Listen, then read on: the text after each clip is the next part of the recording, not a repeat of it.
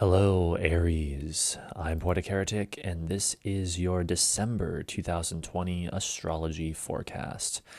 Remember, as always, with all predictive work like this, it will be most accurate for your rising sign, but you may also use these videos for your sun and moon sign if you so desire. So let us begin.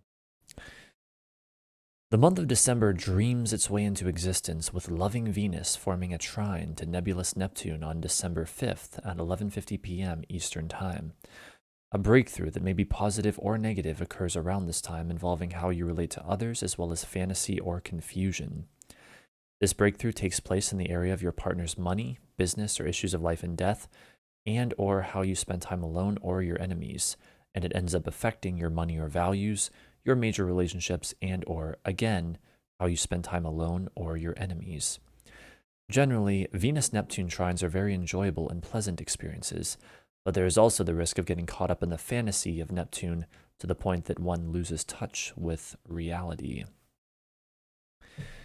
The Neptunian confusion continues with our next event on December 9th at 2:34 p.m. as the willful sun forms a stressful square to mysterious Neptune. A stressful event occurs involving your ego or sense of self as well as fantasy or confusion that pushes you into new areas of activity. This takes place in the area of your beliefs, spirituality, ideals, or what is foreign to you and or how you spend time alone or your enemies. And it ends up affecting your creative self-expression and or again, how you spend time alone or your enemies. A Sun-Neptune square tends to manifest as confusion as the ego finds itself unable to easily direct things and shrouded in the otherworldly mists of Neptune. Additionally, this month we have Mercury only a few days later on the 13th also forming a square to Neptune. This creates further mental confusion and uncertainty. Thus, the entire period of time that is the 9th to the 13th this month can be considered an overall confusing time. This brings us right into the new moon in Sagittarius on December 14th at 11:17 a.m. This signals the beginning of a new cycle in the area of your beliefs, spirituality, ideals, or what is foreign to you. The new moon is in Sagittarius, so it is one of inspiration, idealism, belief, and action, but it is also conjunct Mercury within only slightly more than 3 degrees, infusing it with mental and logical overtones as well. This new moon is also a solar eclipse, part of Saros Series 4 South. Thus, if and only if you personally have planets around 23 degrees of Sagittarius or 23 degrees of Gemini, this whole month or more may be an extra stressful time for you, particularly when it comes to love or money. Patience and restraint are highly recommended. The next event we are looking at is a big one. It is also quite rare, occurring only once every 20 years. Understand, therefore, that as we delineate this, it is not only a big part of this month, but also of a much larger cycle. It is none other than the Jupiter-Saturn conjunction, taking place on December 21st at 1:20 p.m. and occurring this time right at 0 degrees 29 minutes, or basically at 1/2 of a degree of Aquarius. While there is much that could be said about the larger, more far-reaching implications of this, the delineation we are concerned with for the month of December is that of an event that represents an expansion of responsibility, authority, limitation, or reality. This takes place in the area of your friends or social group, and it ends up affecting your beliefs, spirituality, ideals, or what is foreign to you, how you spend time alone or your enemies, your career or public image, and or your friends or social group. One thing I will say about the larger implications of this development is that this is the first time the Jupiter-Saturn conjunction is taking place in a sign other than an Earth sign in about 200 years. Instead, it is taking place in the air sign of Aquarius, representing a powerful shift from the element of Earth to air in this larger 200-year cycle. Air is all about intellectual detachment and mental focus, as opposed to Earth, which is all about what is physical, tangible, and practical. We will see this shift manifest not only in our own personal lives, but also in the wider world. At the time of the Jupiter-Saturn conjunction, we will have also just had the Sun recently conjunct Mercury on the 19th at 20 degrees of Sagittarius. What is interesting about this is that even though this does not qualify as a sign-based trine to Uranus, it does form a rather wide trine to that planet by degree, and then only 1 to 2 days later, both the Sun and Mercury enter Capricorn, and are now not only trine Uranus by sign, but closing in on doing so by exact degree. What does all this mean? I believe overall it highlights the probability for breakthroughs and pushing into the future around the time of the Jupiter-Saturn conjunction we just went over.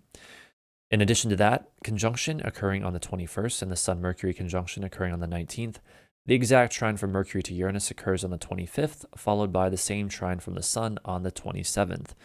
This means that this entire part of the month, from about the 19th to the 27th, is highly probable to contain breakthroughs and sudden new developments, likely related to what we went over with the Jupiter-Saturn conjunction. The Sun conjunct Mercury lights up our mind and communication, while the trines to Uranus encourage sudden new freedom, insights, rebellion, or revelation.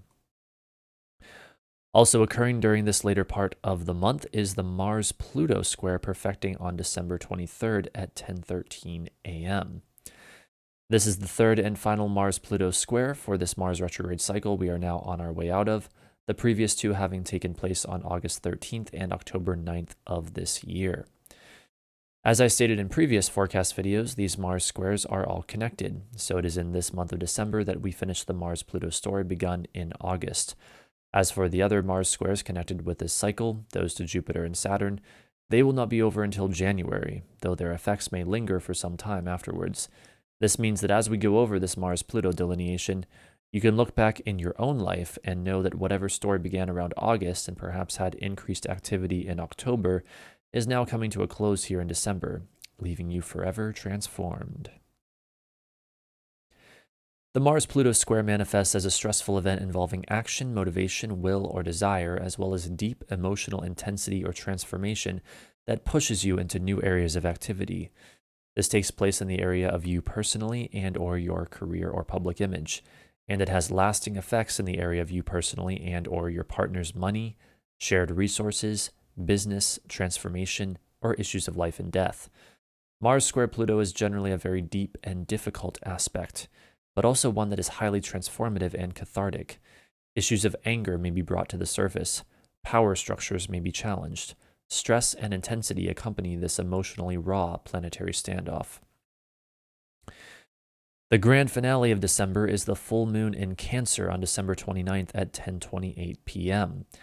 The full moon is where things come to a head, and this one occurs in your 4th house. Thus, you can expect things to come to a head in the area of your home and family or just your personal life. It is sextile Uranus, so there is an element of excitement, suddenness, shock, or revelation associated with this full moon.